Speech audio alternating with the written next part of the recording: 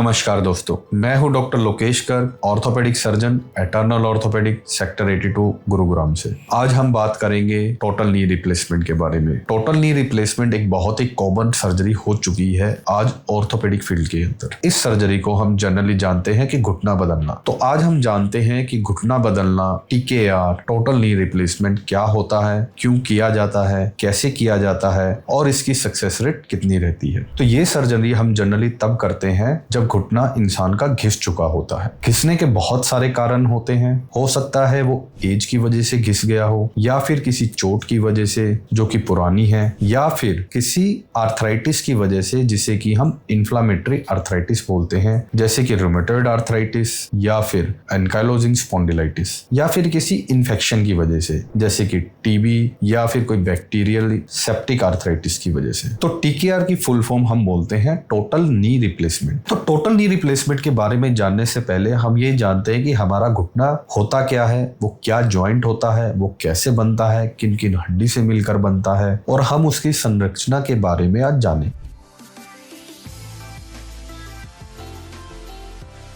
तो दोस्तों, अब हम आपको बताएंगे नी जॉइंट की संरचना, मतलब हम एनाटॉमी के बारे में बात करेंगे। नी जॉइंट आपको पता है घुटना बोलते हैं। घुटने का जॉइंट जो होता है बहुत ही इंपॉर्टेंट जॉइंट होता है, और ये हमारे हर मूवमेंट, चलने फिरने के लिए बहुत ही ज्यादा वजन लेता है और बहुत ही ज्यादा मोबिलिटी प्रोवाइड करता है। अगर हमारा घुटने का जॉइंट खराब हो जाए तो हमें हर वक्त उसमें पेन रहेगा, हमारी जो चाल होगी वो अटक जाएगी और हमें वो चलते हुए पेन भी करेगा। तो ये जो घुटने का जॉइंट होता है, जनरली जो हमारी जांग की हड्डी और जो टांग की हड्डी जो होती है उसके बीच का जो जोड़ होता है उसे हम घुटने का जॉइंट बोलते हैं। तो ये मैं आपको आज मॉडल से इसके बारे में पूरी एनाटॉमी समझाऊंगा। तो इस मॉडल में जैसे कि हम देख रहे हैं, ये घुटने का जॉइंट है और ये जो ऊपर वाली हड्डी है ये जांग की हड्डी का निचला हिस्सा है, और ये जो नीचे वाली हड्डी है ये टांग की हड्डी का ऊपर वाला हिस्सा है, और ये हमारा नी जॉइंट है। ये दोनों जब हड्डी जहां मिलती है तो उसे हम घुटने का जॉइंट बोलते हैं। इस घुटने के जॉइंट में बहुत सारी चीजें होती हैं जो कि हमें समझनी है कि कैसे हमारा जॉइंट काम करता है, कैसे हमारा जॉइंट स्टेबल रहता है, कैसे ये जॉइंट स्मूथ रहता है, कैसे ये इसके अंदर जॉइंट फ्लूइड बनता है। जब ये दोनों हड्डी मिलती है तो इस जॉइंट के चारों तरफ एक कैप्सूल नाम का एक झिल्ली होती है। वो कैप्सूल इस जॉइंट का कवर होता है। वो कैप्सूल इसको चारों तरफ से घेर कर रखता है, और जो ये कैप्सूल होता है अपने अंदर से कुछ फ्लूइड को सीक्रेट करता रहता है, मतलब फ्लूइड बनाता रहता है। उस फ्लूइड को हम जॉइंट फ्लूइड बोलते हैं। वो जॉइंट फ्लूइड एक लुब्रिकेंट की तरह काम करता है, मतलब जैसे कि हमारे इंजन में जो हम लुब्रिकेंट या इंजन ऑयल डालते हैं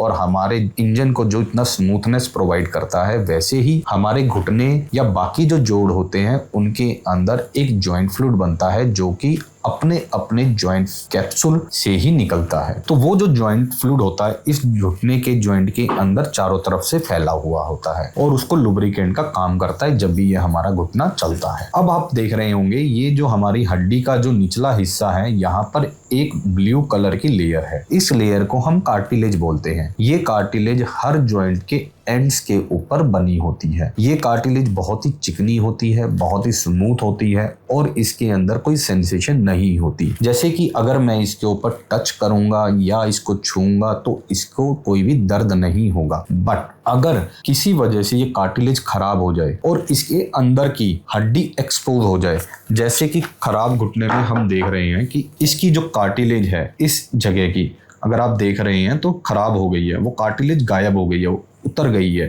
तो जो नीचे जो इसकी हड्डी थी वो हड्डी बाहर आ गई है। अब मैं इस हड्डी को अगर टच करूंगा तो बहुत पेन होगा। तो ये मैं आपको बाद में समझाऊंगा फिर से कि ये आर्थराइटिस में होने से हमें दर्द क्यों होता है। जैसे कि मैं अपनी स्किन के ऊपर अगर हाथ लगाऊंगा तो ये स्किन पर मुझे दर्द नहीं होगा, बट अगर मान लीजिए मुझे इस स्किन पर चोट लग जाए और मेरी स्किन उतर जाए और यहाँ पर एक घाव हो जाए, और मैं अगर उस घाव पर अगर हाथ लगाऊंगा तो मुझे पेन होगा। वैसे ही हमारे अगर कार्टिलेज की कवर इस हड्डी के ऊपर से उतर जाती है, फिर मैं उस हड्डी को अगर टच करूंगा या उसके ऊपर कोई भी चोट लगेगी या दबाव पड़ेगा तो फिर पेन महसूस होगा। बट जब तक ये कार्टिलेज इस हड्डी के ऊपर है तो अगर हम कैसे भी मूवमेंट करें, इसके ऊपर दबाव डालें या कुछ भी करते हैं तो हमें पेन महसूस नहीं होगा। जैसे कि हम देख रहे हैं, ये जो हमारा जॉइंट है, इसकी जो नीचे वाली हड्डी होती है वो बिल्कुल सपाट होती है, मतलब कि वो बिल्कुल प्लेन होती है, और ऊपर वाली हड्डी थोड़ी सी गोल होती है जो कि ऐसे चलती है। अब अगर प्लेन हड्डी के ऊपर कोई भी हम गोल चीज लगाएंगे और उसके ऊपर मूवमेंट करेंगे तो ये स्टेबल नहीं होगी, मतलब इसके ऊपर रुकेगा नहीं, टिकेगा नहीं। इसको टिकाने के लिए जो हमारी बॉडी होती है उसने कुछ सामान बनाया होता है जिसे कि हम लिगामेंट और मेनिस्कस बोलते हैं, जिससे कि हमारा जॉइंट स्टेबल रहता है। जैसे कि अगर आप देख रहे हैं, एक ये गोल वाली जो सफेद पट्टी है दोनों तरफ, ये एक ट्रायंगुलर शेप में दोनों तरफ नीचे वाली हड्डी के ऊपर चिपका हुआ है, और इस शेप की वजह से इसने यहाँ पर एक खड्डा क्रिएट कर दिया है दोनों तरफ। तो इससे ऊपर वाली जो हड्डी होती है जो कि गोल है वो इस खड्डे में फिट हो जाती है, और उसके बाद जब भी ये मूवमेंट होगी तो वो उसको उसी डायरेक्शन में उसी खड्डे के अंदर मूवमेंट करवाएगी। वैसे ही दो लिगामेंट हमारे घुटने से नीचे वाली बीच से ऊपर वाली हड्डी के बीच में जाते हैं, इसको ACL और PCL लिगामेंट बोलते हैं। ये लिगामेंट बेसिकली हमारी घुटने की जो ये वाली मूवमेंट होती है, ये वाली, इसको रोकते हैं। तो हमारी हड्डी को जो आगे और पीछे की तरफ अगर कोई झटका लगता है तो जो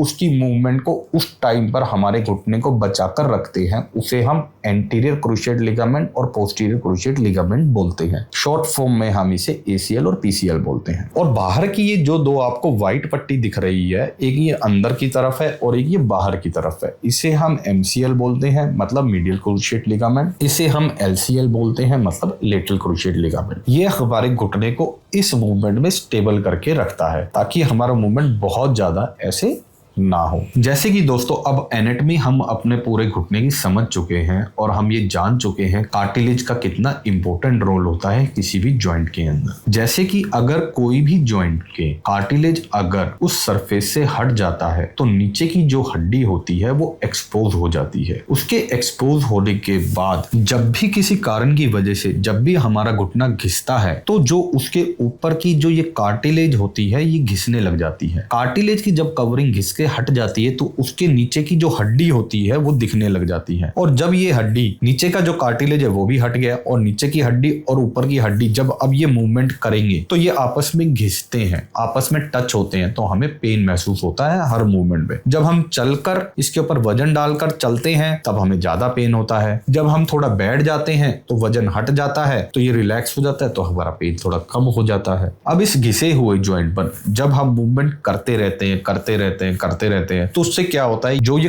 खुरदरा हिस्सा होता है इस मेनिस्कस को और बाकी जो लिगामेंट्स होता है उनको भी घिसने लग जाता है। तो धीरे धीरे जब हम घिसे हुए जॉइंट को मूवमेंट करते रहते हैं तो ये हमारा जो मेनिस्कस होता है या जो हमारे लिगामेंट होते हैं ये भी लूज पड़ जाते हैं या ये भी खराब हो जाते हैं। तो इस वजह से जब हम बहुत लेट स्टेज में डॉक्टर के पास जाते हैं आर्थराइटिस की प्रॉब्लम लेके तो आप देखते होंगे कि घुटने टेढ़े हो जाते हैं, उनकी शेप चेंज हो जाती है, तो वो एक बहुत ही लेट स्टेज के साइन एंड सिम्टम्स है। तो दोस्तों ये जो हमारा वीडियो है ये हम आपको बता रहे हैं कि इसमें TKR का क्या रोल है, आर्थराइटिस के बारे में, आर्थराइटिस के कारण क्या होते हैं, उनसे बचने के कारण और उनको ठीक करने की जो भी इलाज होता है उसके बारे में हम किसी दूसरी वीडियो में बात करेंगे। आज हम आपको बताएंगे कि TKR बेसिकली हम क्यों करते हैं और TKR से दर्द कैसे ठीक होता है।